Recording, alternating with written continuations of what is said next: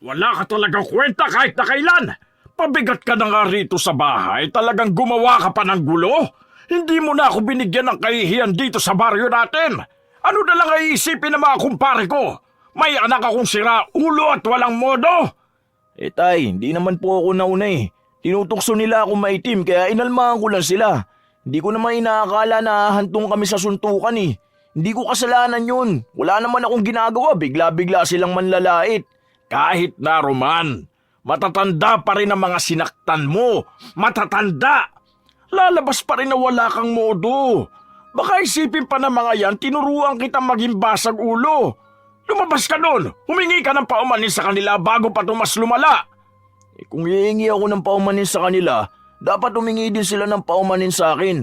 Sila ang naunang mang-insulto eh. Gumanti lang ako. Hindi talaga nakakaintindi ang taong to. Ang sinasabi ko, magpakumbaba ka na lang. Kung ano man ang pinagmulan ng gulo, hayaan mo na lang para matapos na. Naririnig mo ba ang sarili mo, Tay? Ano tingin mo sa akin? Bingi? Hindi ka nga bingi. Bulag ka naman. Ang nakikita mo lang eh yung ginawa ko. Pero yung ginawa nila, hindi mo nakikita. May malasakit ka ba talaga sa anak mo? Kasi hindi ko maramdaman eh. Ba't sumasagot ka na rin pala ha? Anong pinagmamalaki mo? Yang height mo o yang ilong mo? Kapal na mukha mo pagsalitaan ako ng ganyan ha? Gusto mo malaman kung bakit hindi mo maramdaman ang malasakit ko? O sige ito, sasabihin ko. Hindi mo maramdaman ang malasakit ko kasi wala naman talaga akong pinaparamdam. Alam mo kung bakit? Kasi 23 anyos ka na, wala pa rin maitulong sa akin. Puro ka na lang extra. Wala ka naman mahanap na ibang trabaho. Kaya wala ka nagiging syota eh. Kasi bukod sa hindi ka naman gwapo, wala ka rin namang pera. Diba sinabi ko naman sa inyo, kapag ako hindi nyo pinag-aral, walang-wala kayong mapapala sa akin. Yung pag-aaral lang ay inaasahan ko makakaahon sa akin eh. Pero mas pinili nyo magsugal kaysa suportahan ako. Akala nyo ba hindi ko alam na yung perang pinapadala ni mama mula sa Kuwait pinangsusugal nyo lang nun? Namatay na lang si mama sa ibang bansa, hindi ko man lang natikman yung perang pinagpaguran niya. Namatay nga si mama nang hindi natin kasama eh, pero kayo, wala kayong pakialam. Mag-iisang dekada na lumipas pero hindi ko man lang naramdaman na mahalaga si mama sa inyo. Kasi yung bangkay niya sa ibang bansa, hindi ka naman nag-abala na kunin yun eh. Wala kang kwentang ama. Anong sinabi mo? O bakit? Hindi ba totoo? Aminin mo sa sarili mo na kaya nagkandaletse-letse ang buhay natin dahil sa mga desisyon mong ikaw lang ang nakikinabang. O ano, sasaktan mo ko? Babasagin mo mukha ko? Tignan lang natin kung anong mangyari sa'yo kapag ginawa mo yan. Ba't tumatapang ka na talaga ngayon ha? Yan ang napapala mo sa kakasama sa kaibigan mong wala rin pangarap sa buhay. Anong walang pangarap? Pareho nga kami ng pangarap eh. Pangarap namin na sana nagkaroon kami ng isang responsabling ama at isang ama na hindi sakim at makasarili. Ba't loko to ah? Hindi na nakaalma pa ang matandang si Dodong nang kusa nang lumabas ng bahay si Roman. Nabigla ang matanda sa inasal ng anak. Nasanay lang kasi itong palagi na lang tahimik si Roman at nakayuko lang. Ngunit nung oras na yun, tila nag-iba ang ihip ng hangin. Samantala, banas naman si Roman nung hapon na yun. Ngunit sa kabilang banda, nakakaramdam siya ng kaginawaan sa kanyang kalooban dahil sa wakas, nagawa na rin niyang palaga ng kanyang tatay. Matagal na rin kasi niyang gustong sabihin ang mga kinikimkim. Pinasalamatan na lamang niya ang kanyang sarili dahil sa paglalakas loob niya. Nagtungo siya sa tambayan.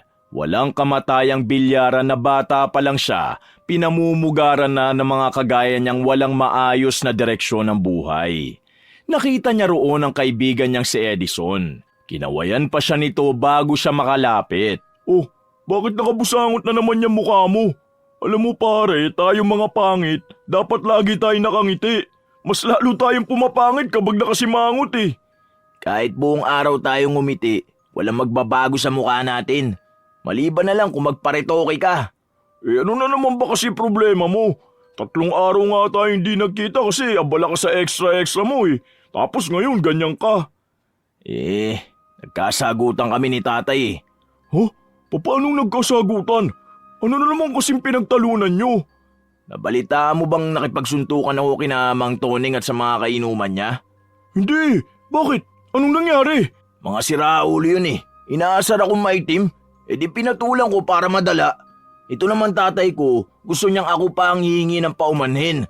Wala raw kasing modo ang ginawa ko. Naku, yung matatanda talaga na yan. Wala na nga magandang magawa para sa kabataan eh. Nangiinsulto pa talaga. Di na lang maging pataba sa lupa para may maitulong pa sa mundo eh. Alam mo, yung matatanda na yan, sila ang dahilan kung bakit yung susunod na henerasyon makakaranas ng matinding hirap eh. Paano mo naman nasabi? Dahil wala silang ginagawa kundi mag-inom? Hindi, kasi yung matatandang yan, sila yung mga taong bumoboto ng mga walang kwentang politiko. Biruin mo nung nakaraang eleksyon, mas binoto nila yung artista na walang alam sa batas kesa dun sa abogado na nag-aral ng ilang taon para lang maintindihan ng mga batas dito sa bansa natin. Di ba? Ang tatanga! Yan ka na naman eh, sa pagiging eksperto mo sa politika. Natigil sandali ang kanilang usapan nang madako ang tingin nila sa dalawang babaeng nagtutulak ng kariton. Naglalako ang dalawang babae ng rambutan. Ngunit ang tingin ng mga kalalakihan ay hindi sa mismong tinitinda nito. Nakapako ang tingin ng lahat sa kagandahan ng dalawa. Tila nagliliwanag kasi ang kaputian ng dalawang tindera. Sa suot nitong manipis, bumabakat ang katawan nito. Nakakadagdag naman sa pagiging baliw ng mga kalalakihan ang pagiging maluwag ng suot nito. Bahagya na kasing nakikita ang dibdib ng dalawa. Mula anghel na mukha, artistahin, makinis, maputi, napaka-sexy. Sino ba yung dalawa na yan? Ang bagong pantasya ng bayan, pre. Mga hulog ng langit. Ibig kong sabihin, taga rito ba ang mga yan? Parang ngayon ko lang sila nakita. Di yata sila taga rito eh. Pero magtatatlong araw na sila ritong dumadaan at naglalako. Bilang na bilang mo talaga yung araw ah. Oo naman, lagi ko silang hinihintay eh. Mukhang hindi lang ikaw yung naghihintay sa kanila eh. Tignan mo tong iba oh. Kambal yata sila, pre, no? Magkamukha eh. Malamang kambal. Anong tingin mo? Magkapit-bahay lang. Biglang naglapitan ang mga kalalakihan mula sa bilyaran. Kahit na hindi naman hilig ng mga yon ng rambutan, nagsibilihan sila. Napapailing na lamang si Roman. Hindi siya makapaniwala sa mga nakikita niya na dahil lamang sa dalawang babaeng maganda, parang mga asong naglalaway ang inaasal ng mga kalalakihan. Pre, may pera ka ba dyan? Bibili lang ako. Wala. Mukha ba ako may pera? Napapakamot na lang sa ulo ang lalaking si Edison. Pumasok na lamang din si Roman sa loob ng bilyaran para makapaglaro. Kahit na papaano, naging abala ang lalaki roon. Nakapaglibang siya at sandaling nakalimutan ang problema sa bahay. Kumagat na ang dilim nang maisipan niyang umuwi sa kanila. Nagbabaka sakali siyang malamig na rin ang ulo ng kanyang ama. Kasabay niya sa paglalakad ang kanyang kaibigan. Si Edison na hanggang sa mga sandaling ito, nanghihinayang pa rin dahil hindi siya nakapagpapansin sa dalawang babae. Kanina ka pa. Anong problema mo? Sayang kasi, di ko man lang sila nakausap. Pero masaya na rin ako kasi nalaman ko ang pangalan nila. Mia at Rosa. Ang gagandang pangalan. Karamihan sa magaganda, may tinatagong sikreto yan. Huh? Wala. Bingi mo. Porke magaganda maraming sikreto. Kapag pangit, wala? Alam mo, kesa inaatupag mo yung pagpapantasya mo, punta mo na si Mang Felix. Di ba inuutusan ka ng tatay mo? Oo nga pala, sumama ko. Ayoko makipag-usap sa bingi. Bira naman tao to. Nakita mo nang pauwi na ako eh. Sige na, sumama mo na ako. Libre kita, pares. Ay, ona. Alam mo talaga kailangan ko eh, no? Binilisan na lamang ng dalawa ang kanilang paglalakad. Maya-maya pa, narating na rin nila ang bahay ng matandang si Felix, ang nag-iisang manggagamot sa kanilang baryo. Mang Felix, nandito na po kami. Kukunin ko lang po yung gamot na binili ni Papa kahapon. Bayad na po yun. Makailang katok lamang si Edison ay nagbukas na agad ang pintuan. Bumungad sa kanila ang matandang lalaki. Puti na ang buhok nito, may bigote at balbas na rin. Ngunit malakas-lakas pa naman ito kung kumilos. Halatang kagigising lang nito nang humarap ito sa kanila. Mang Felix, ako po ito si Edison. Anak po ako ni Edwin. Kukunin ko lang po yung biniling gamot ni Papa kahapon. Bayad na po yun.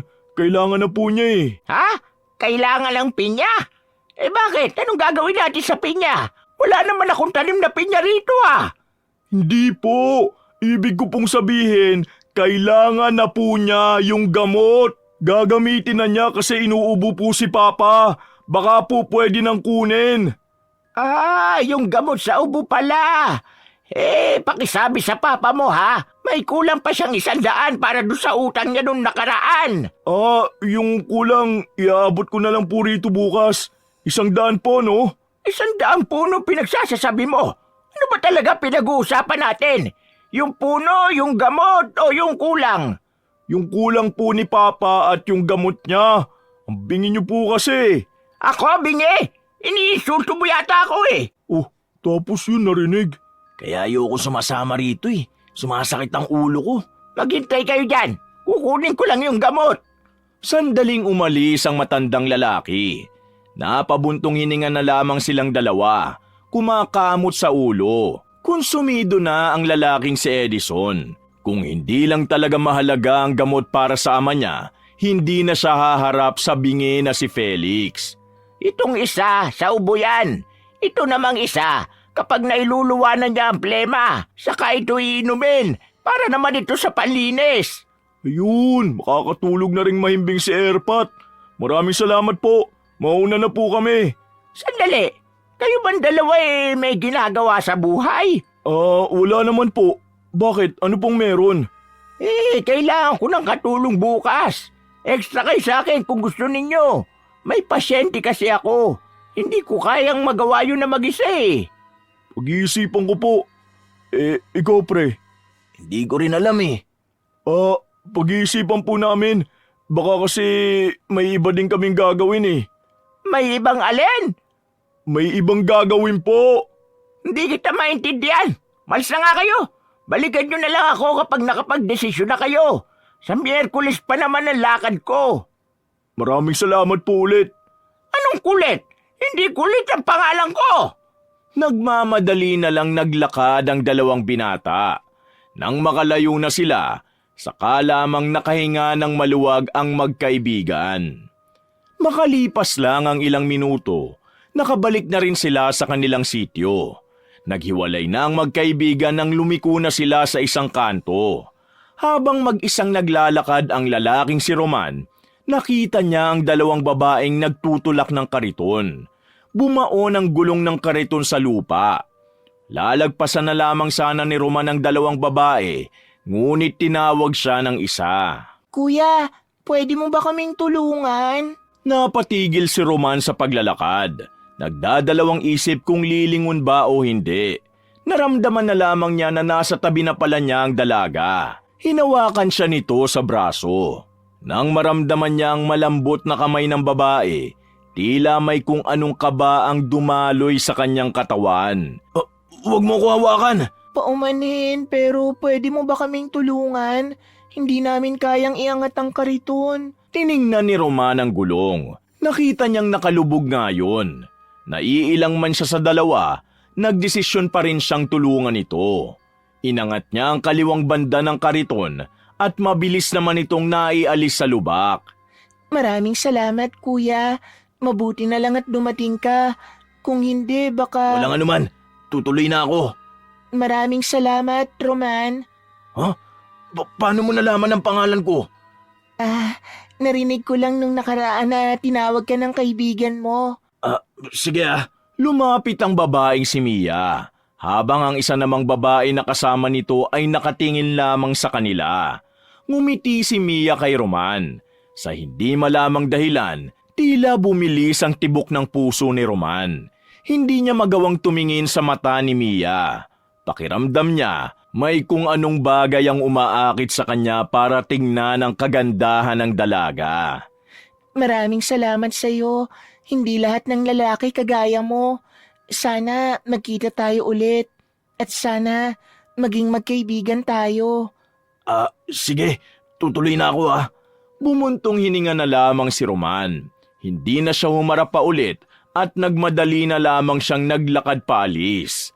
Hindi mawala-wala sa isipan niya ang magandang mukha ng babae. Aminado siyang maging siya, nakakaramdam na rin ng pagkaakit. Hindi niya maintindihan ang kanyang sarili. Pumasok na lamang siya sa loob ng bakuran nila at sa pintuan pa lang, nakita na agad niya ang ama. Bakas agad sa mukha nito ang inis. Saan ka galing? Diyan lang. San dyan lang? Ano, manghuhula pa ako? Mahalaga ba kung saan ako pumunta? Oo, mahalaga. Alam mo kung bakit? Wala man lang sinaing dito. Puro kagala. Hindi ka man lang nagluto. Hindi na nakapagsalita pa si Roman. Napagtanto niyang nakalimutan niya nga palang asikasuhin ang bahay nila. Pumasok na lamang siya sa loob. Ngunit hindi pa rin natapos ang kanyang ama sa kakabunganga. Nangangailangan ng tao sila parang Erning. Magbubuhos na sila ng semento bukas. Pumunta ka ron. Hindi pwede. Anong hindi pwede? Buwang ka ba? May iba akong papasukan bukas. Isa pa, hindi ako marunong sa paghahalo at pagbuhos ng semento.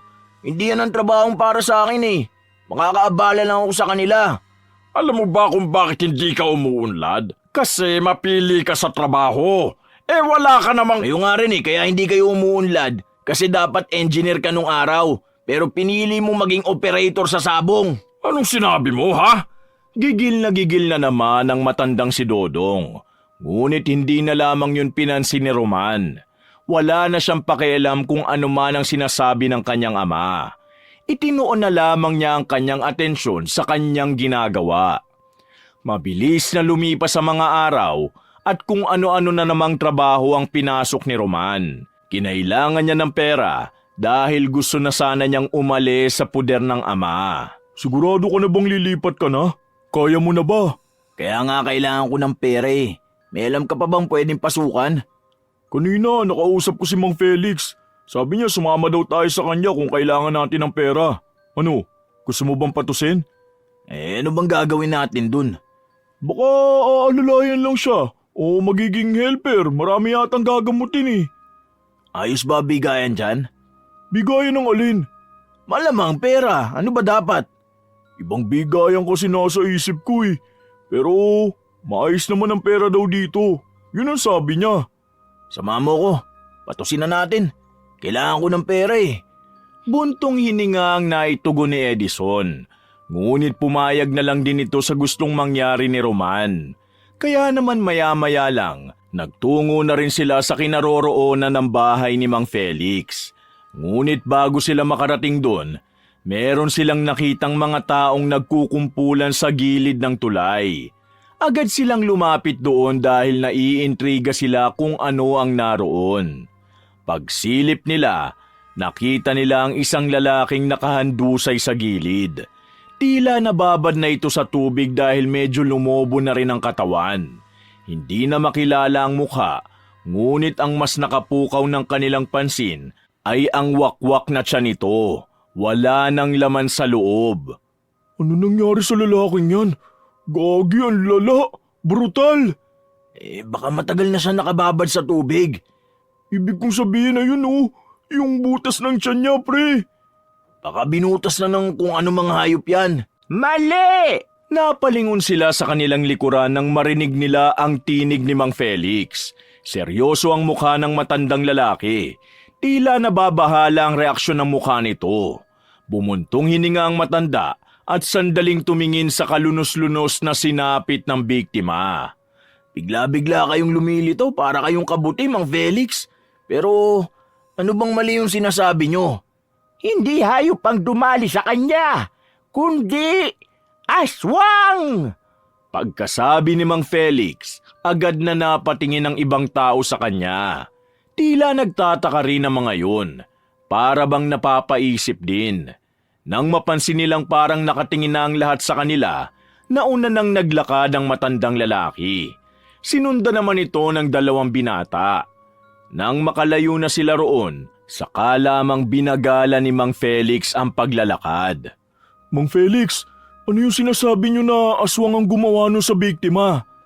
Naniniwala ba kayo sa sinasabi ko? Maniniwala kami sa iyo kung ipapaliwanag mo na maayos. Nang ano? Nang maayos! Matapos ang alin? Diyos ko naman, matake na naman oh. Mang Felix, ngayon ang alis nyo, di ba? Gusto naming sumama sa'yo. Kailangan namin ng pera. Sumama saan? Di ba naghahanap kayo ng makakasama kasi meron kayong pupuntahan? Oo, sasama kayo. Mabuti naman kung ganon. Kailangan ko kasi talaga ng magiging alalay ko eh. Mahirap ang gagawin ko. Ano bang gagawin ninyo? Basta, sumama na lang kayo sa akin. Bilisan natin maglakad. 4:00 na. Sumunod na lamang sila sa matandang lalaki. Hindi na rin binuksan pa ni Edison ang usapan tungkol sa mga aswang. Pagdating nila sa bahay ng matanda, mayroong binigay sa kanilang kwintas na kulay itim. Mayroon itong palawit na hugis at sulok na may mata sa gitna. Para saan ho to? Anong santo? Kwintas yan, hindi santo. Ibig kong sabihin, ano magiging silbi nito sa amin? Pangontra sa masasamang elemento. Mang Felix, siguraduhin mo lang na may kikitain kami rito ha. Kasi itong kaibigan ko kailangan talaga ng pera eh. Huwag kayong mag-alala. Babayaran ko naman kayo ng sapat. Kailangan ko lang talaga ng kasama. Yung mga dating isinasama ko kasi, wala na rito sa atin. Umalis na. Nagmaynila na eh. Hindi nagtagal ay naglakad na rin sila paalis. Kabilang bundok ang kanilang tatahakin. Kinailangan nilang tumawid sa hanging bridge na parang kaunting uga na lang ay mapuputol na. Mabuti na lamang, ligtas silang nakalagpas doon. Isang malaking baryo ang kanilang pinuntahan.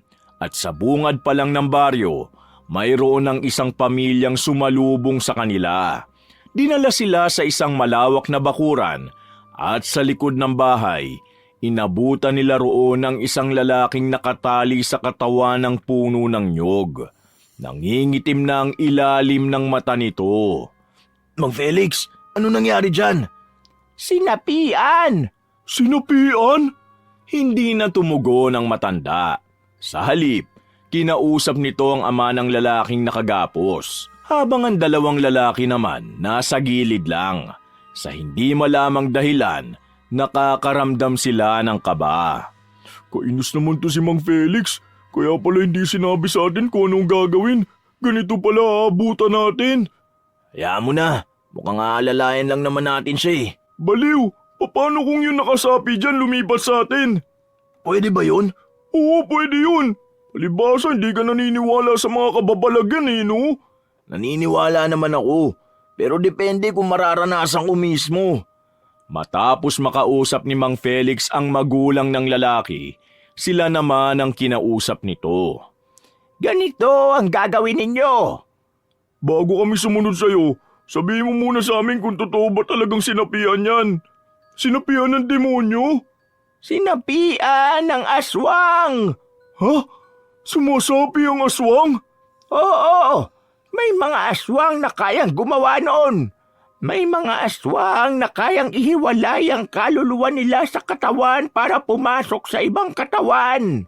Ang sabi ng mga magulang, meron daw nakilalang babae ang anak nila.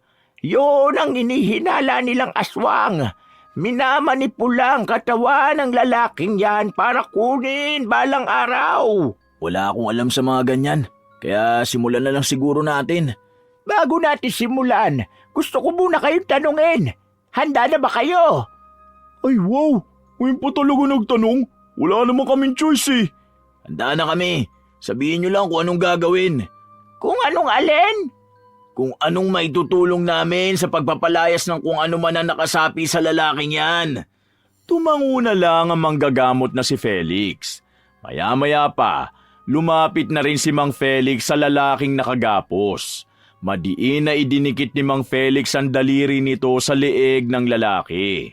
Nagsisigaw agad ang lalaki sa sobrang sakit na para itong namimilipit. Kung sinong aswang ka man na nasa katawan ng lalaking ito, lumayas ka na bago ko pa malaman kung sino at nasan ka! Umaangi lamang ang lalaki habang namimilipit sa sakit. Roman, kunin mo ang librong itim sa bag ko. Buklatin mo yon, pahina 22. Ikaw naman, Edison, kunin mo naman ang kulay puting libro sa bag ko. Basahin mo ang pahina 13. Magsabay kayo. Mang Felix, hindi na to kulay puti. Marumi na. Basta kulay puti yan, huwag ka magulo. Ay wow, hindi na bingi. Sinunod na lamang ng dalawa ang utos sa kanila ng matandang manggagamot.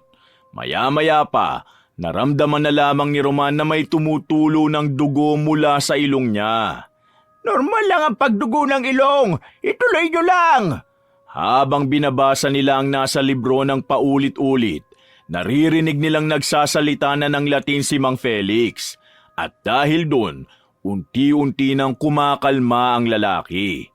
Parang mahikang nawawala na ang pangingitim ng ilalim ng mata nito at ang mga kuko naman ay bumalik na rin sa dating kulay. Tapos na. Wala na ang espiritu ng aswang sa katawan ng lalaking ito.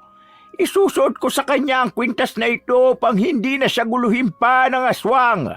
Huwag niyong ipapatanggal sa kanya hanggat hindi siya nakakalayo sa lugar na ito. Tumangutango na lamang ang magulang ng lalaki. Maya-maya pa, bigla na lamang nawala ng malay ang matandang manggagamot. Natataranta naman nila itong nilapitan at pinahiga sa mesa. Pahingi ng maligamgam na tubig. Oh, anong gagawin mo? Huwag ka mag-alala. May alam ako sa ganito. Ginagawa ko to tuwing may nahihimatay sa sakahan dati.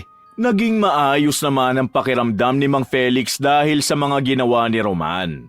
Ayon sa matandang manggagamot, naubusan lang siya ng lakas dahil sa ginawa nilang pagpapalaya sa espiritu ng aswang. Nang matapos na nila ang kanilang ginagawa roon, agad na rin silang umuwi para makapagpahinga ang matandang si Felix. Kahit na nakuha na ng dalawang binata ang bayad sa kanila, hindi na muna nila iniwan ang manggagamot. Kahit kasi nakarecover na ito, bakas pa rin sa kilos ng matanda ang panghihina. Sige na, umuwi na kayo. Gabi na rin. Baka inahanap na kayo sa inyo. Dito na muna kami, Mang Felix.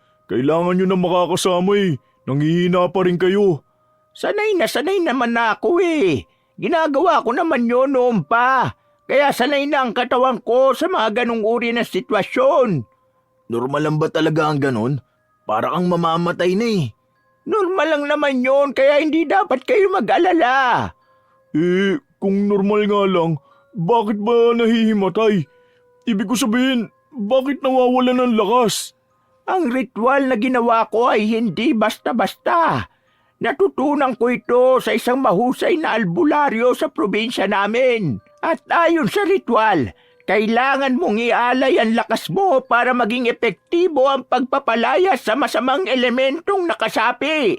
Pero bumabalik din naman agad ang lakas kapag nakapagpahinga at nakakain ng masusustansyang pagkain. Ang akala ko nang gagamot lang kayo. Hindi ko inakalang may mga ganun pala kayong ginagawa pa.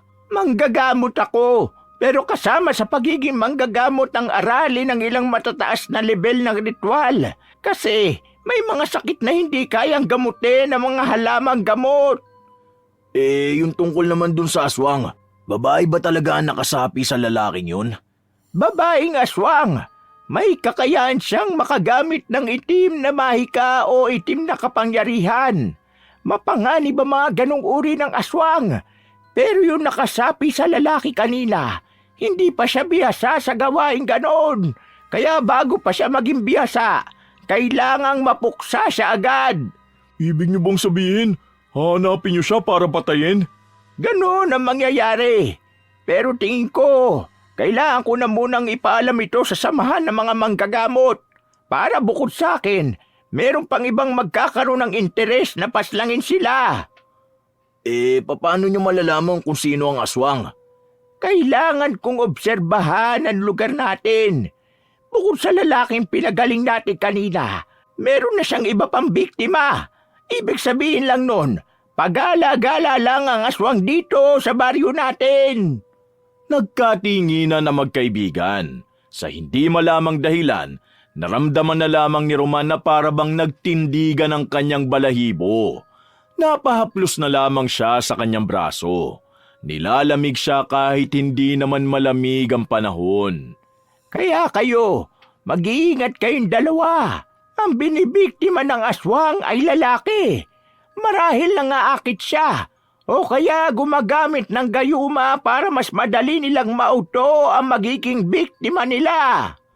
Nang matapos na ang kanilang pag-uusap, nagdesisyon na magkaibigan na hindi na muna umuwi. Natakot sila sa sinabi ni Mang Felix.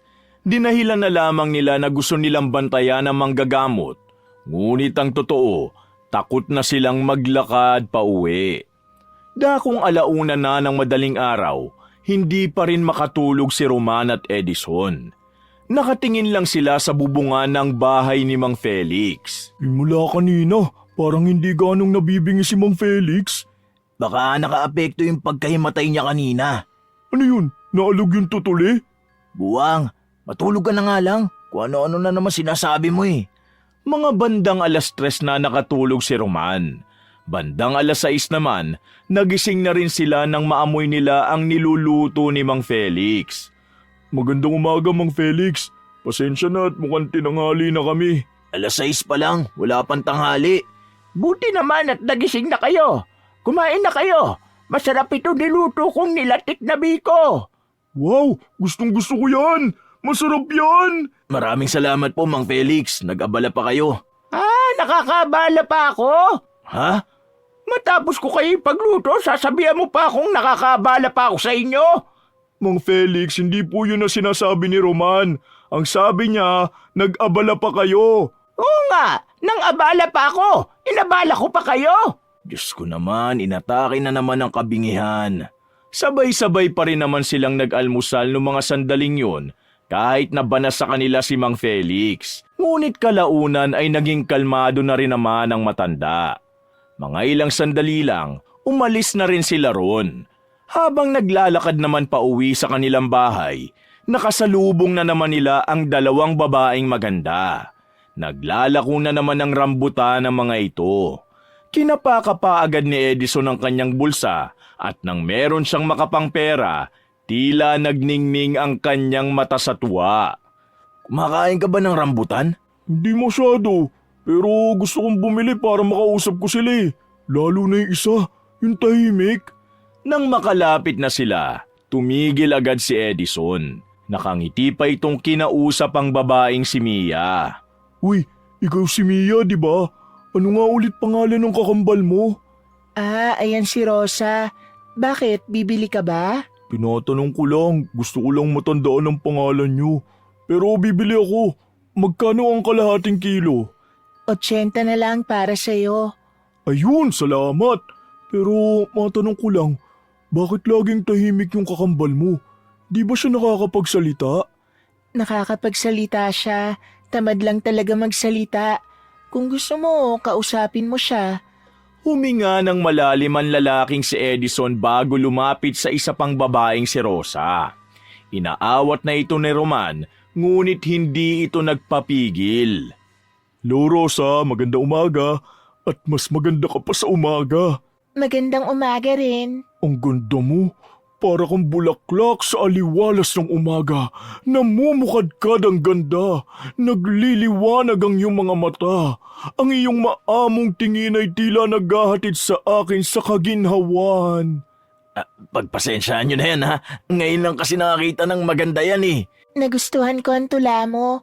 Pero ikaw, hindi kita nagustuhan. Ha? Aray ko po. Yan ang nga ba sinasabi ko eh. Pasensya na kayo sa kakambal ko ha. Wala lang talaga siya sa mood ngayon. Ayos lang naman, naintindihan ko.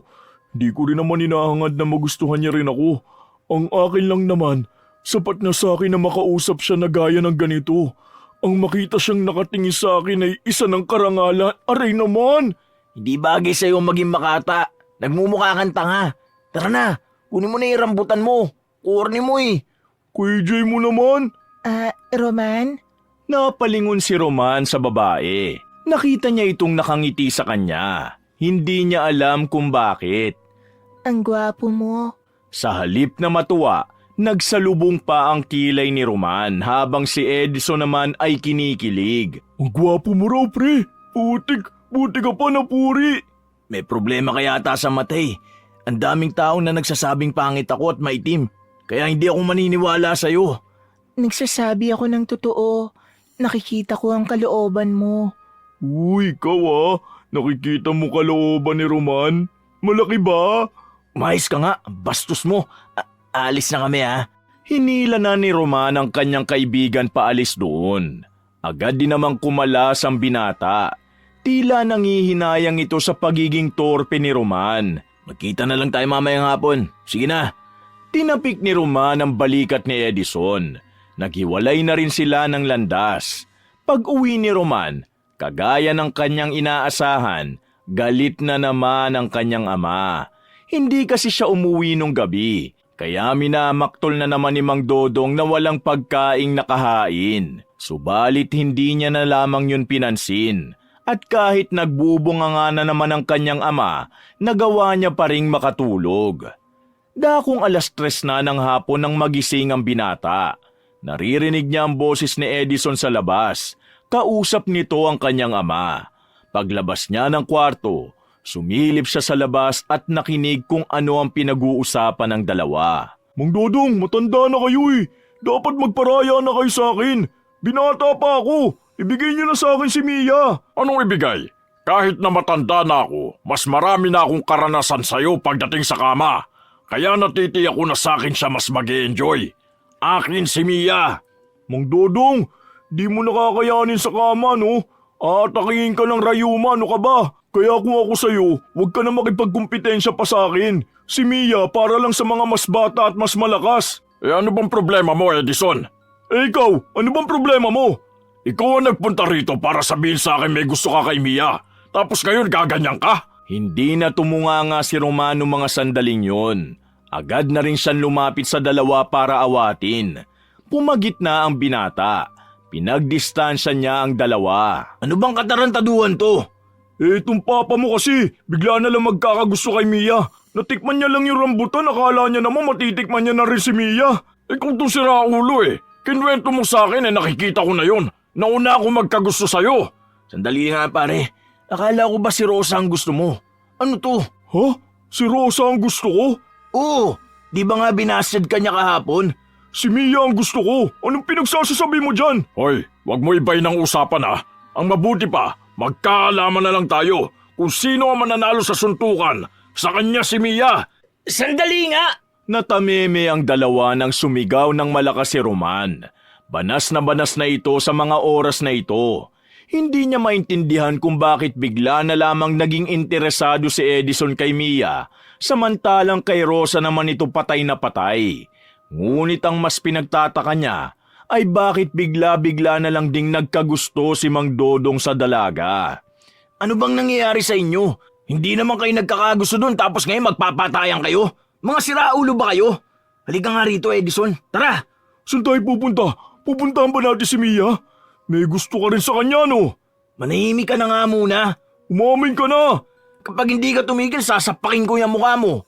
Traitor ka! May gusto ka kay Mia! Balak mo pa siya gagawin sa akin, oh! Hindi na nakapagpigil pa ang lalaking si Roman. Sinuntok niya na ang kanyang kaibigan. Sa lakas ng suntok niya, parang naalog ang utak nito. Hindi ito nagsalita at nakatingin lang ito sabay bangon agad. Ano? Naimasmasan ka na ba? Si Raulo! Biglang tumakbo palayo si Edison. Napapailing na lamang si Roman kung ano ba talaga ang nangyayari. Nang balikan niya naman ang ama niya, bukang bibig din ni Mang Dodong ang babaeng si Mia. Mas lalong nawiwindang si Roman sa mga naririnig niya. Sinasabi kasi ng kanyang ama na handa itong manligaw kay Mia kahit na anong mangyari. Mababaliw si Roman sa bahay nila kaya nagpasya siyang puntahan na muna si Mang Felix. Pagdating niya roon, sakto namang naglalaga ng kamoteng kahoy ang matanda. Oh, bakit ikaw lang? Asa si Edison? Yun nga ay pinunta ko rito si Edison. Bakit? Nawawala ba si Edison? Hindi, may nagbago kasi sa kanya. Para siyang wala sa sarili. Ano? Walang daliri? Si Edison? Pambira, sabi ko, wala sa sarili. Parang balisa. Parang binasa. Bakit siya babasain? Mang Felix, ngayon ka pa talaga naging bingi. Kahapon okay ka naman kausap Huwag mo ako sigawan! Hindi ako bingi! Napabuntong hininga na lamang ang lalaki. Sumasakit ang ulo niya. Hindi niya alam kung papaano niya kakausapin ng malinaw ang manggagamot. Kaya naman, nanahimik na muna siya sa gilid. Hinintay na muna niyang maikalma niya ang sarili. Si Edison, parang ginayuma. Hindi ni Rayuma, kundi parang ginayuma. Nang marinig ni Mang Felix ang salitang gayuma, tila naging malinaw ang pandinig nito. Sumeryoso ang matanda. Tila interesado sa kung ano man ang nangyari kay Edison. Anong sinabi mo? Pambira naman. Hindi mo na naman ako narinig. Naririnig kita. Ibig ko sabihin, ikwento mo sa akin. Sasabihin ko sa iyo kapag meron akong hindi naintindihan. Kanina, paggising ko, narinig ko si Edison na nakikipagtalo sa tatay ko. Nagtataka ako kasi si Rosa yung gusto niya, pero biglang kay Mia na siya interesado. Ang nakakapagtaka pa nito, pati yung tatay ko na hindi naman kilala si Mia, gusto na rin niya. Nag-aaway sila kanina, muntikan pa sila magpang-abot kung hindi ko inawat. Tingin ko, nagayuma silang dalawa eh. Sinasabi mo ba itong si Rosa at Mia ang nanggayuma sa kanila? Niisip ko kasi, kinain lang nilang dalawa yung rambutan at tinda ng kambal na yun. Bigla na silang naging ganun. Nako! O bakit, Mang Felix? Anong naisip mo? Masama ang kutob ko sa dalawang sinasabi mo. Tingin ko, aswang ang dalawang babaeng yon. Paano mo naman nalaman? Ayon sa mga kasamahan kong nakausap ko kanina, ang namata nilang mga aswang ay dalawang babae. Hindi nila namukaan. Pero kay nahinala itong sinasabi mo. Hindi malabo na sila yon. Lalo na't dito sa atin, may mga nabiktima na ang mga aswang. Sinasabi ko na nga ba eh. Kaya pala una pa lang hindi na magaan ang loob ko sa mga yun eh. Para kasing meron silang itinatago. Pero hindi pa rin tayo sigurado. Kailangan na muna natin silang obserbahan. Paano si Edison? Ang tatay ko, paano sila mababalik sa dati? Gagawan ko sila ng paraan. Habang wala pa, bantay-bantayan mo na muna sila. Baka mamaya bigla na lang silang mawala at kunin ang gumayuma sa kanila. Nung araw na yun, konsumisyon ang naranasan ni Roman. Dalawang tao kasi ang kailangan niyang obserbahan. Pareho pang matigas ang ulo. Umuwi na lamang siya sa kanila. Naroon ang kanyang ama at himalang hindi siya nito inaaway o pinagsasalitaan ng kung ano-ano. Tahimik lamang ito habang nagsisibak ng kahoy. Papasok na sana siya sa loob, ngunit biglang nagsalita si Mang Dodong. Oh, nandiyan ka na pala. Mamaya palang gabi alis ako ah. Makikipagkita ako kay Mia. Ha? Bakit? Nag-usap ba kayo kanina? Oo, napadaan sila ngayon eh. Kasama si Rosa. Sabi niya magkita raw kami mamayang gabi. Mag-uusap daw kami. Pakiramdam ko, date na namin yun eh. Uunahan ko na si Edison. Hindi na dinugtungan pa ni Roman ang usapan na yun. Hinayaan na lamang niya ang ama na isipin na hindi siya tutol sa gusto ng matanda. Ngunit sa loob-loob ng binata, kinakabahan siya. Batid niyang isa lamang patibong ang pakikipagkita ng kanyang ama sa babae. Lumabas siya ng bahay. Sinubukan niyang hanapin si Edison. Nagbabaka sakali siyang mapigilan ito at magising na sa katotohanan. Ngunit nakasalubong niya sa daan ang dalawang babae. Kagaya nung unang beses niya itong makita, maganda at sexy pa rin ang dalawa. Kahit na nagtutulak pa rin yun ng karito ng rambutan. Oh, Roman, ikaw pala. Saan ang punta mo? Mukhang nagmamadali ka. Bakit? Anong kailangan nyo? Sinubukan ni Roman na magpanggap na wala pa siyang nalalaman. Gusto niyang maobserbahan ng maigi ang dalawa. Tiningnan niya mga dalang rambutan ng kambal. Sinuri din niya kung meron pang ibang dala magkapatid. Ngunit wala na. Kaya naman palagay niya ay ang rambutan talaga ang may taglay na hiwaga. Wala naman. Gusto lang sana kitang makausap. Makausap? Tungkol saan? Tungkol sa atin. Pinagsasabi mo? Ang sungit mo naman. Ano bang kailangan mo sa akin? Kailangan kita. Kung inaakala mong kagaya ako na ibang lalaki dyan na patay sa'yo, bayin mo ko. Kahit konti, hindi ako nagkaroon ng paghanga sa'yo. Hindi ako ahanga sa isang babae na maraming itinatago. Grabe ka naman. Di kilalanin mo pa ako para malaman mo kung ano man ang mga sikreto ko. Hindi na kita kailangang kilalanin. Sapat na sa akin na kabisado ko ang mukha niyong dalawa. Ay siya nga pala, hindi bagay sa inyo magtulak ng kariton ng rambutan. Sa susunod, galing-galingan niyo ang pagpapanggap. Anong sinasabi mong lalaki ka? Hindi ko na inuulit ang mga sinasabi ko, lalo na kung mahina ang pangunawa ng kausap ko. Hindi kita maintindihan, Roman. Gusto lang naman kitang maging kaibigan. O baka pwede na ring kaibigan. Wala akong panahon sa'yo. Sa tao lang ako nagkakagusto. Sa sinabing yun ni Roman, unti-unting nawala ang ngiti ni Mia. Ang babae namang si Rosa ay naging masama na rin ang tingin sa binata. Ngunit walang pakialam si Roman. Iniwan niya ang dalawa at nagtungo na lamang sa bahay nila Edison. Nang makarating siya roon, inabutan niya si Edison na katatapos lang maligo. Pormadong-pormado ito. Nakataas pa ang buhok nito sa harapan. Pasensya na pare kuya, may lakad kami ni Mia eh. Aalis kami ngayon. Magpipiknik kami sa gubat mamayang gabi. 1 oras na lang oh. Excited na ako. Ikaw, makinig ka sa akin. Ano na naman ba? Siguro sasabihin mo sa akin na layuan ko na si Mia no? Para yung papa mo makatuluyan niya? Hindi yung ganun. Makinig ka kasi muna sa akin. Bilisan mo na, wala akong time. Ilalaan ko lahat ng oras ko sa kanya. Pre, hindi yan tunay na pag-ibig. Nagayuma ka ni Mia gamit yung rambutan na binili mo sa kanya. Huh? Anong sinasabi mo? Naniniwala ka sa gayuma? Pre, may sinabi sa akin si Mang Felix, itong si Mia at Rosa, kaya sila marunong manggayuma kasi baka sila ang aswang na nambibiktima ng kalalakihan dito sa atin. Kaya Pre, ikaw... sabog ka ba? Pinagsasabi mo, gayuma? Aswang ha? Ginagawa mo pre. Okay ka lang ba? Bakit? Hindi ka ba naniniwala sa aswang? Bakit? Kailan ba ako naniwala sa aswang? Natahimik si Roman. Dito na niya napagtantong nabura na rin pala sa utak ng kanyang kaibigan ang tungkol sa aswang. Kaya naman, mas lalo niyang nasigurong totoong ang kambal na tindera nga ay ganong klase ng nilalang. Ang mabuti pa pre, umuwi ka na muna sa inyo kasi wala akong oras ngayon eh. Ay, may 1 oras pa pala ako. Pero alis na ako. Pupuntahan ko na agad si Mia. Makinig ka sa akin.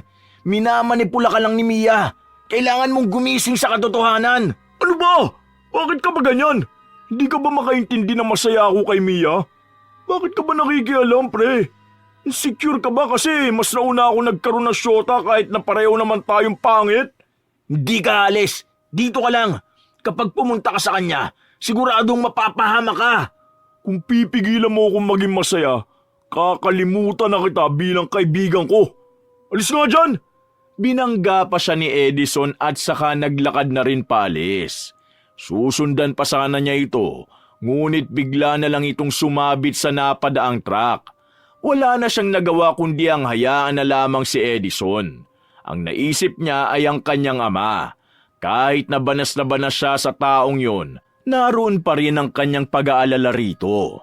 Kaya naman mga bandang 6:00, binalikan niya si Mang Dodong sa bahay nila. Ngunit wala nang matandang lalaki ron. Sa puntong ito, dito na siya nagsimulang kabahan. Wala na siyang sinayang na pagkakataon. Mabilis siyang tumakbo. Pagdating niya sa bahay ni Mang Felix ay agad niyang ibinalita ang nangyari. Ang tatay ko nawala. Si Edison naman pinuntahan si Mia sa kagubatan. Ang tatay mo nagwala at si Edison naman ay pinuhunan si Mia sa kagubatan. Hindi nagwala. Nawala. Hindi pinuhunan. Pinuntahan. Mang Felix, nasa panganib ang buhay nilang dalawa. Kapag hindi natin sila nahanap sa gubat, baka sila na ang susunod na biktima. Sige, dito ka lang. Kukunin ko lang sa loob ang magiging sandata natin.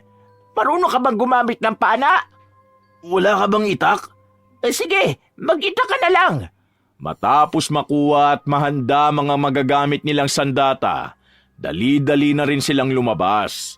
Habang naglalakad sila, nakita nila ang ilang kalalakihan na mabilis na naglalakad. Nang kausapin nila yon, hindi sila pinansin.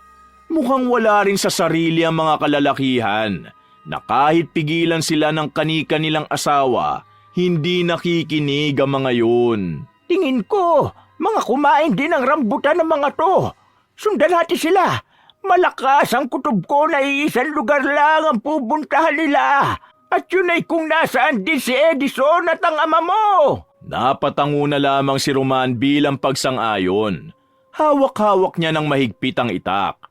Sinundan nila ang mga lalaking naglalakad at naglakad sila ng halos 5 minuto. Nakarating sila sa isang tuyong ilog. Nakita nilang doon nagtipon-tipon ng mga lalaki, ngunit hindi nila mahanap sina Edison at Mang Dodong. Hindi ko sila makita, Mang Felix. Subukan natin doon sa gilid. Baka may daanan doon. Bakit sila nakatigil dyan kung may daan pa ron? Hindi ko rin alam. Kaya nga alamin natin eh. Tara, magdahan-dahan lang tayo. Baka bigla tayo atakin ng mga lalaking yan. Hindi maikakaila ni Roman na sa mga sandaling yun ay nakakaramdam na rin siya ng kaba. Ngunit wala siyang ibang magagawa kung hindi magpatuloy. Kailangan niyang mailigtas ang kanyang ama at kaibigan. Maingat ang ginawa nilang paglapit.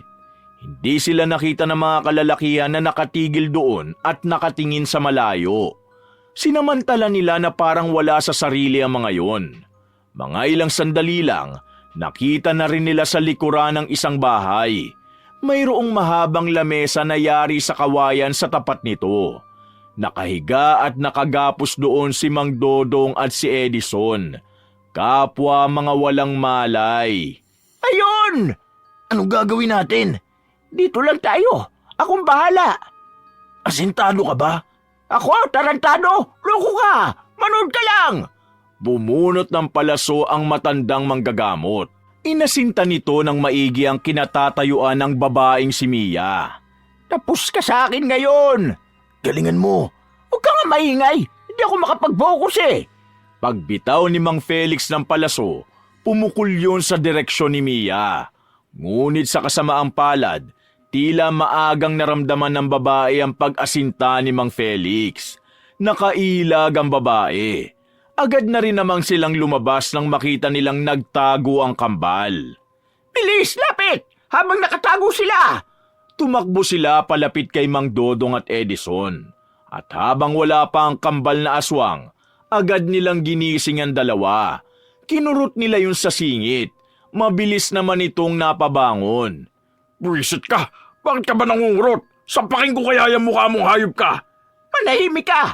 Iniligtas ka lang naman ng anak mo! Teka, ano ginagawa ko rito? Kaninong bahay yan? Nasaan ako? Nasa langit na ba ako? Nandito kayo sa bahay nila Mia at Rosa. Mamaya na kami magpapaliwanag sa inyo. Bumangon na kayo dyan. Hoy! Kayong dalawang babae! Booking na namin ang pagkatao ninyo! Hindi nyo na kami malilinlang gamit ang mga rambutan ninyo! Hindi lumalabas ang kambal na aswang, subalit naririnig lamang nila ang mga angil nito.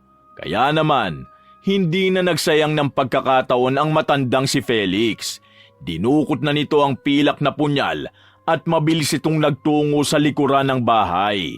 Nakita nito ang babaeng si Mia. Sinubukan niya yung saksakin, ngunit nakatalon lang ito agad papunta sa bubungan. Pakialamero talaga matatanda kahit na kailan. Bumaba ka dyan! Harapin mo ko!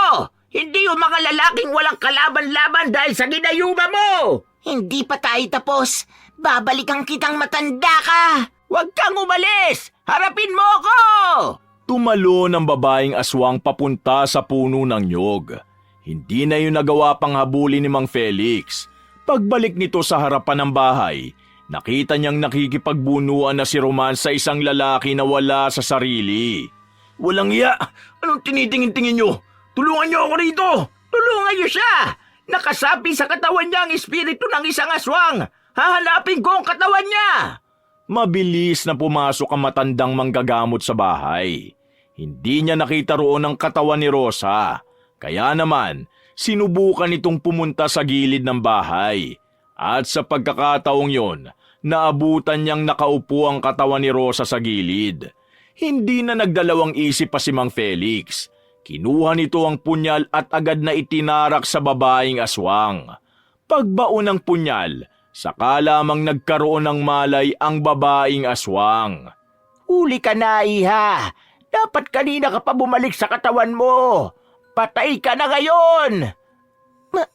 Magbabayad ka sa kanya. Magbabayad kayo!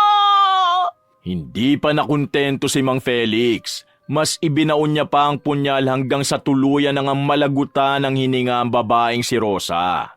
Dahil dito, nakabalik na rin sa katinuan ng lalaking kaharap ni Roman. Nagtataka yung tumakbo palayo. Ayos lang ba kayo? Ayos lang. Pero anong ginawa mo? Bakit biglang nakabalik sa tamang pag-iisip yun? Naalala mo yung ginamot natin na sinapian ng aswang? Ganon din ang nangyari sa lalaking yon. Hinanap ko lang ang katawan ng nakasapi. At habang wala ang espiritu niya sa katawan niya, mas madali ko siyang napatay. Si Rosa? Patay na? Oo, patay na siya. Mabuti na lang at siya ang nauna. Dahil siya ang mas mahirap kalaban kumpara dun sa isang babae. Teka, ano ba talaga nangyayari dito? Bakit dito kami gumising? At ano yung dalawa kanina na naririnig namin? Aswang ang dalawang yun, Tay. Ginayuman nila kayo gamit ang rambutan na kinain nyo. Balak nila kayong kainin. Kukunin nila ang mga laman loob ninyo. Kakainin nila o kaya naman ay isisilid nila sa mga garapon para iimbak. Buti na lang ay dumating kami agad. Kung hindi, baka sunod na naging gising ninyo, nasa langit na kayo.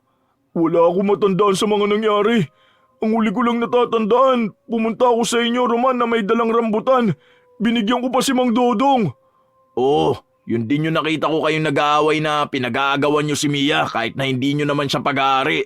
Ha? Sinong Mia? Mahabang kwento, Tay. Ang mabuti pa, umuwi na tayo. Ikaw, Roman, ha? Ano bang pinaggagawa mo sa buhay? Bakit pati ako nadadamay, ha? Hoy, ikaw! Hindi ka na lang ba magpapasalamat? Alam mo bang nagmakaawa pa tong anak mo sa akin para lang iligtas ka rito? Tapos may gana ka pang gumanyan. Ama pa rin ang turing ko sa'yo kahit na parang hindi na anak ang turing mo sa akin. Pero hindi ko hinahangad na tanawin mong utang na loob ang ginawa ko. Okay na ako na buhay ka. Nauna nang naglakad ang lalaking si Roman. Sumunod na rin naman silang tatlo. Hindi na muna sila umuwi sa bahay nila Roman. Isinama na lang muna nila si Mang Dodong sa bahay ni Mang Felix. Pre, ano pa mga ginawa ko nung ginayuma ko? Gusto mo ba talaga malaman? Oo, nakakaya kasi baka mamaya meron ako inaway. Meron talaga. Ha? Sino? Ako lang naman. Inaway kita? Paano? Pinipigilan kita kanina na huwag makipagkita kay Mia. Nagalit ka pa. Para kang siraulo na tumakbo palayo. Sorry, wala talaga akong maalala. Yan kasi, masyado ka nagpasilaw sa kagandahan ng dalawang yun. Buti na lang talaga, nasundan namin yung mga lalaki kanina. Pasensya na talaga, pre. Wala yun, ayos lang. Yung mga lalaki palang ginayuma rin kanina. Ano nangyari sa kanila? Nakabalik na sila sa katinuan. Nakabalik na rin sa mga pamilya nila. Ang tatay mo, hindi mo ba kakausapin? Wala akong dahilan. Tapos na ang responsibilidad ko bilang anak. Ayos na yun. Bumuntong hininga na lamang si Roman. Subalit sa loob-loob niya, gusto niyang makausap ang kanyang ama. Ang kaso nga lang, hindi niya alam kung papaano niya sisimulan. Hindi naman kasi siya lumaking malapit kay Mang Dodong. Wala siyang natatandaan na nagkaroon sila ng matagal at maayos na pag-uusap. Kadalasan, palagi na lang silang nag-aaway. Maya-maya lang, sabay-sabay na lamang silang nagkape. Pagkatapos ay naghanda na rin sila para sa kanilang pagtulog. Dito na muna kayo sa lapag ha. Ako muna sa higaan. Medyo masakit kasi ang likod ko dahil sa kanina eh. Walang problema. Malawak naman ho itong sahig dito eh. Magkakasya naman kami. Maraming salamat. Anong sinabi mo? Ang sabi ko, salamat. Lamat? Anong nagkalamat? Bingi ka ba, pare? Sabi ko, maraming salamat. Nagpapasalamat ako kasi pinatuloy niyo ako rito. May problema sa pandinig si Mang Felix, Tay. Mang Felix, Sabi niya, thank you raw. Ah, walang anuman. Gisingin niyo lang ako kapag mayroong problema rito. Humiga na rin sila noong mga sandaling yon. Magkatabi si Roman at ang kanyang ama. Yun ang unang pagkakataong nagtabi silang dalawa sa pagtulog. Ngunit, hindi niya naman kinikibo ang matandang lalaki. Nakatingin lang ang binata sa bubungan. Pipikit na sana siya nang biglang magsalita si Mang Dodong. Totoo bang lumalaban ka sa mga aswang? Hindi ko masasabing lumalaban ako sa aswang. Alalay lang naman ako ni Mang Felix eh. Bakit mo napiling sumama sa kanya? Ang gusto ko lang talaga umextra sa ginagawa niya para may kikitain din ako. Kasi gusto ko nang umalis sa bahay para hindi mo na ako iniintindi. Ang kaso, nangyari ang lahat ng to. Wala talaga akong balak lumaban sa mga aswang-aswang na yun. Pero kailangan ko dahil kinuha nila kayo. Gusto kong humingi ng paumanhin. Alam kong hindi naging maganda ang trato ko sa'yo. Ang akala ko rin kasi wala na rin akong halaga sa'yo eh. Pero nung nalaman ko tong ginawa mo, nag-iba ang tingin ko sa'yo. Nakonsensya ako bigla. Pakiramdam ko, wala ka namang ginagawang masama pero laging magaspang ang trato ko sa'yo. Bumangon si Roman at sumandal sa dingding. Huminga siya ng malalim at lihim na napangiti. Kaya lang din naman ako naging sutil kasi galit ako sa'yo dahil sa mga maling desisyon mo sa buhay. Pero napagtanto ko na may mali rin naman ako. Pinili kong maging ganito lang kaya mababa ang tingin mo sa akin. Kung noon pa lang nagsumikap ako di sana hindi tayo nagkaganito. Ako talaga ang pinagsimula ng lahat kung bakit walang magandang ugnayan sa ating dalawa. Ang iniisip ko kasi, ang anak ay anak lang. Dapat sumusunod sila sa magulang. Dapat nakikinig sila sa magulang.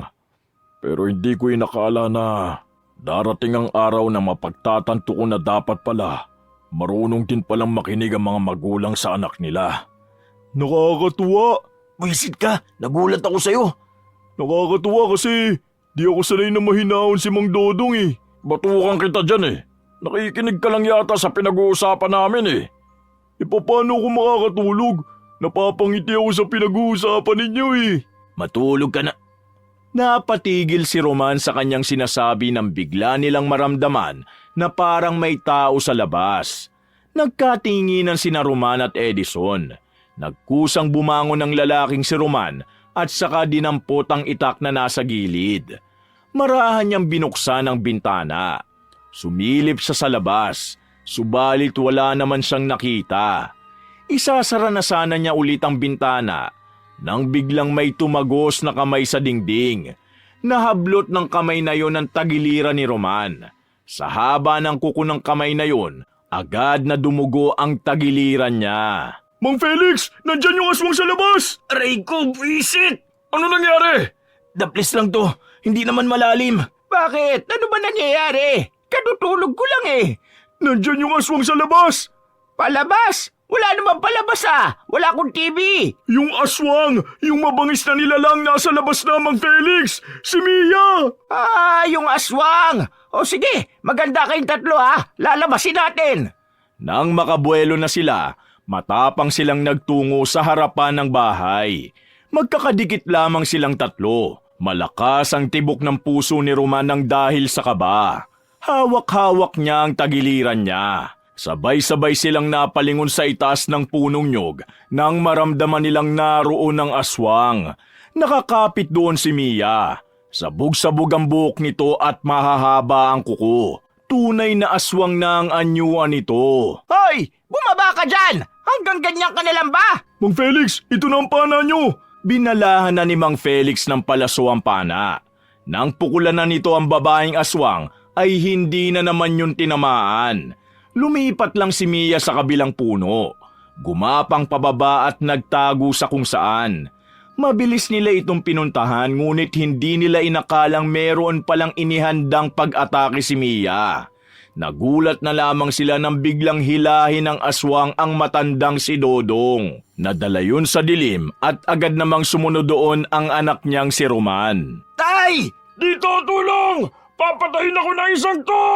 Hinawi ni Roman ang halamanan Subalit hindi pa man siya nakakalapit sa kanyang ama, dinamba na siya ng babaeng aswang.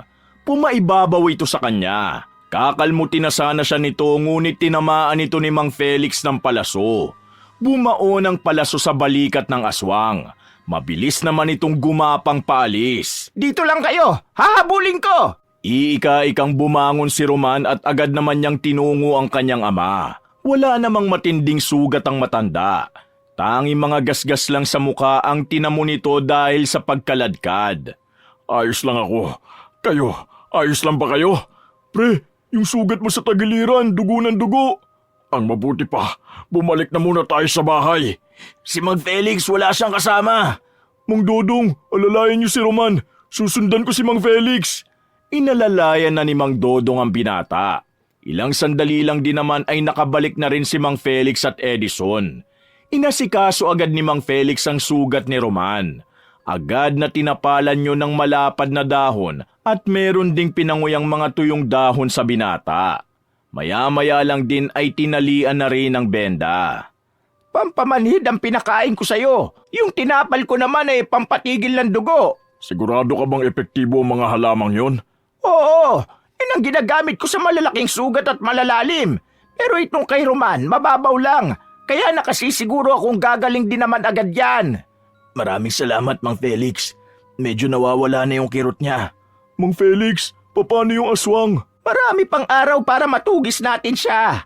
Mas kailangan ako ni Roman dito kaya hinayaan na natin yon. Mang Felix, bakit ang bilis-bilis niya? Ano bang klaseng aswang yon? Hindi ko rin matukoy. Para siyang tiktik na babae. Pero para ding wakwak. Parang gabuna na hindi mo maintindihan. Nasisiguro kung gigil na siyang makabawi sa atin. Kasi pinatay mo ang kapatid niya eh. Yun nga ang dapat natin paghandaan. Ang kanyang paghihiganti. Hindi na sila nakatulog ng mga sandaling yon. Sinalubong na lamang nila ang umaga sa takot na baka balikan sila ng babaeng si Mia. Sa puntong ito rin, hindi na sumasakit ang sugat ni Roman. Mabilis kasing umepekto ang halamang gamot na itinapal sa sugat niya. Mga bandang 12:00 ng tanghali, naisipan nilang mag-ikot-ikot sa kanilang baryo. Nagbabaka sakali silang sa lugar lang din nila nagpapahinga ang babaeng si Mia. Ngunit iba ang dinatnan nila nung oras na yun. Iyakan, sigawan, pati na rin ang 4 na bangkay na lalaki. Lahat ng yun, mga wala ng laman loob. Pinatay ang mga yun ilang minuto lang matapos ang laban nila sa aswang. Hinala nila, ibang tao ang pinagbuntunan ni Mia.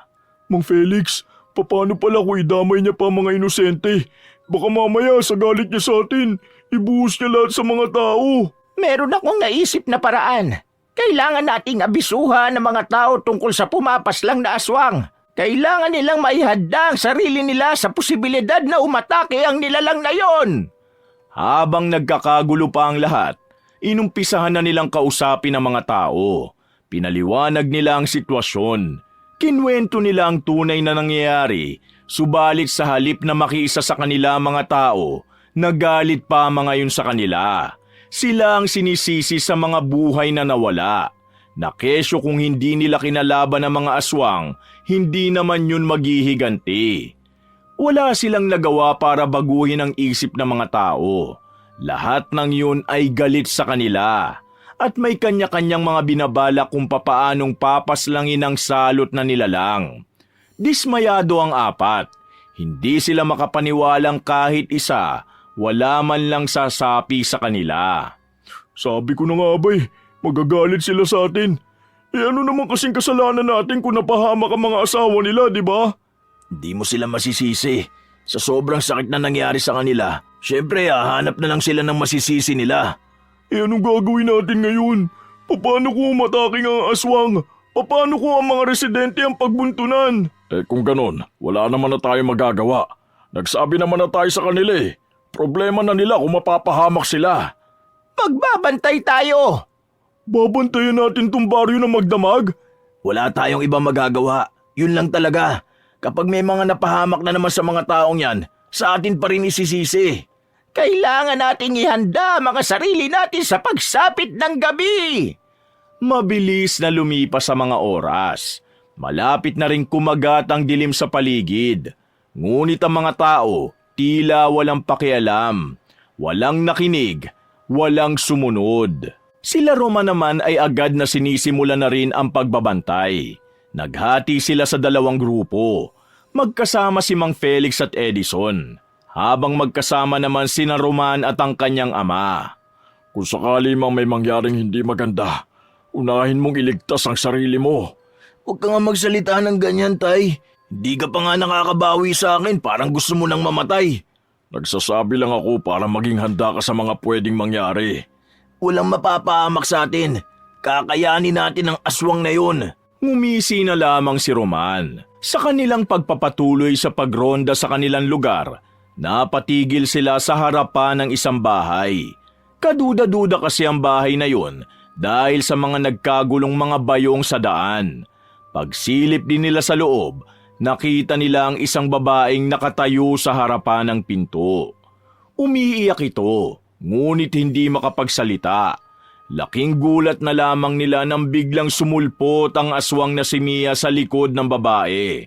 Kinalmot ng aswang sa likuran ng babae at kinagat pa sa balikat. Matitikman niyo ang galit ng isang mabangis na aswang! Tay, handa ka? Nakahanda ako. Uubusin ko kayong lahat dito at ang baryong ito ang gagawin kong tahanan! Biglang gumapang ng mabilis ang babaeng si Mia. Lumundag ito palapit sa kanila. Bago pa bumagsak ang aswang, tinaga na ito ni Roman ng itak. Tinamaan niya yun sa braso. Ngunit parang wala lang nangyari. Mabilis pa rin ang kilos ng aswang. Mas lalo pa nga itong naging mabangis. Walang iya ka talagang lalaki ka! Nakalapit si Mia kay Roman. Nahawakan ng aswang ang kanyang sugat at muling pinadugo. Napasigaw na lamang sa sobrang sakit si Roman. Agad naman ding rumisponde ang kanyang ama. Tinaga ni Mang Dodong ang babaeng aswang sa likod. Sa puntong ito, agad na dumistansya si Mia. Ngunit nagagawa pa rin itong tumawa. Hindi niyo ako mapapatay! Hindi ako tatabla ng mga pag-atake ninyo! Papatayin ka namin para makabalik ka na sa mundo ng rambutan! Tay, ano pinagsasasabi nyo? Ha? Muling umangil ng malakas ang babaeng aswang.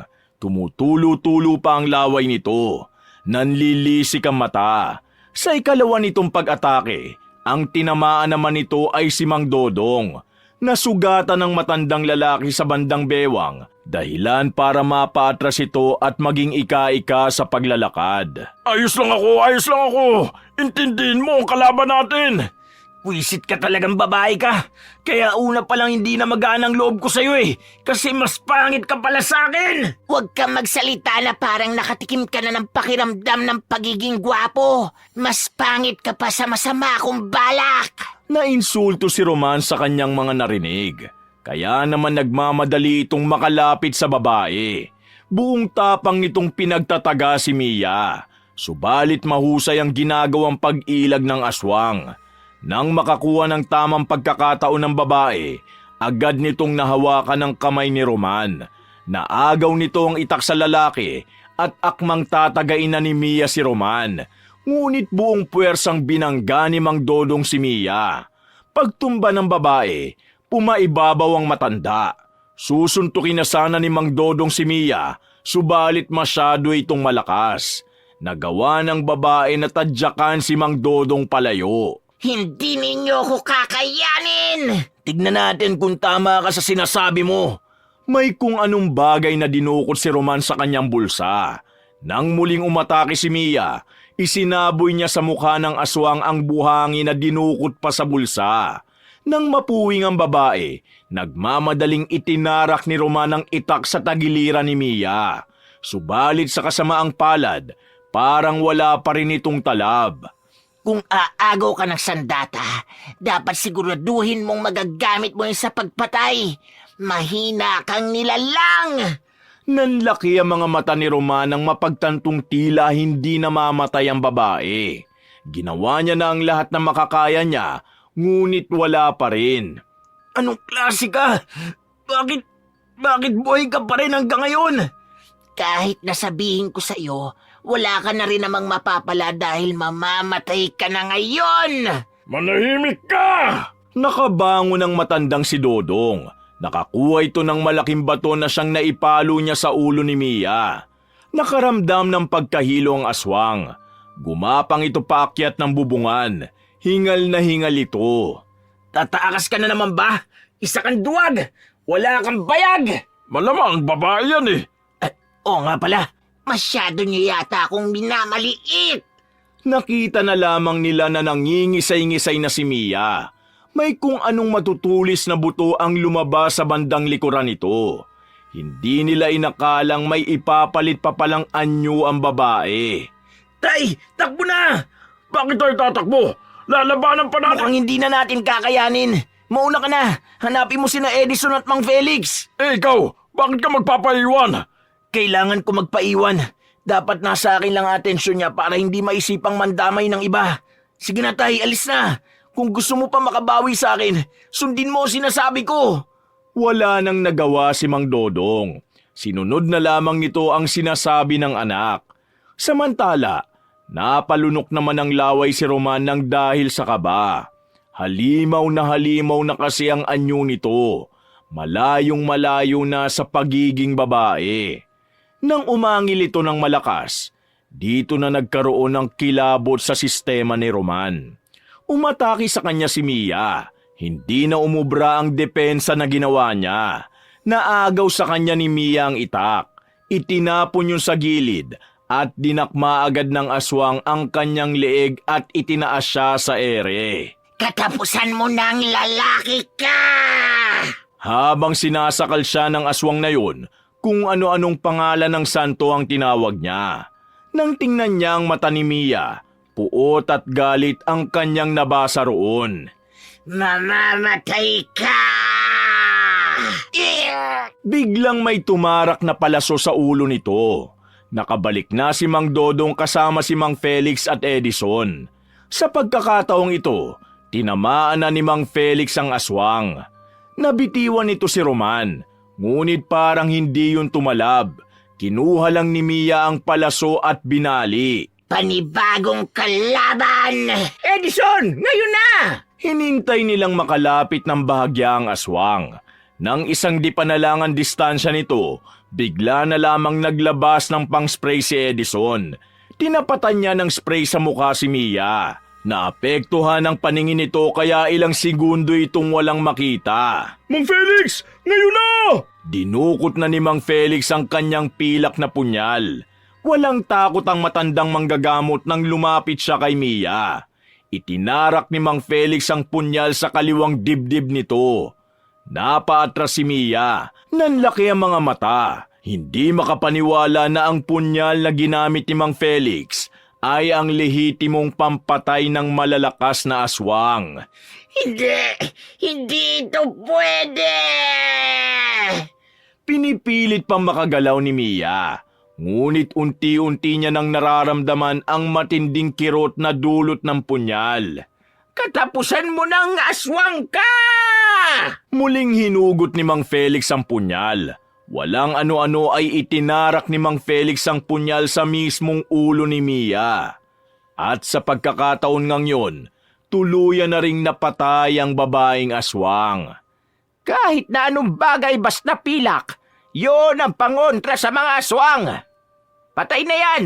Malabo nang mabuhay ang isa niyan! Mabuti naman at wala na rin tayong problema. Ang akala ko kanina madededo na talaga ako eh. Mang Felix, tay, maraming salamat. Tulungan ninyo ako kunin ang bangkay ng aswang na yan. Ipapakita natin sa mga residente para patunayan nga sa kanilang totoo ang mga aswang. Kinabukasan, masakit ang buong katawan ni Roman nang bumangon siya ng higaan. Pipikit-pikit pa ang mata niya. Papalabas pa lang sana siya ng pintuan, sinalubong na siya ng kanyang ama at binigyan siya ng isang tasa ng kape. Maraming salamat, tay. Kape lang yan. Hindi mo kailangan magpasalamat. Maraming salamat kasi ilang beses mo ako niligtas. Ah, yun ba? Wala yun. Ganun naman ang gagawin ng isang ama sa anak niya, hindi ba? Alam ko, Hindi lang talaga ako sanay na ganito kayo, Tay. Napagtanto ko lang na mas magiging malungkot pala ang buhay ko kapag mag-isa na lang ako. At saka gusto kong makabawi. Kahit ako rin naman nakukornihan. Pero kung ito lang yung tamang paraan para makabawi, gagawin ko. Sige, Tay. Dahil wala naman na ang aswang at nasa payapa na rin ang mga buhay natin, magsimula ulit tayo ng panibagong buhay. Gusto ko yan, anak. Napalingon sila sa kakarating lang na si Edison. Ang daming dalang pagkain ng binata. Hindi nila alam kung saan yun nanggaling. Oh, saan ba galing ang mga dala mong yan? Galing po sa mga residente. Binigay nila sa atin bilang pasasalamat. Niligtas daw kasi natin ang buhay nila. Ano? Galing sa aksidente yan? Ang Felix, residente, hindi aksidente. Umatake na naman ang pagiging bingi mo eh. Biro lang. Narinig ko naman. O sige nga, ano sinabi ko? Di Biko. Pambira naman tenga yan oh.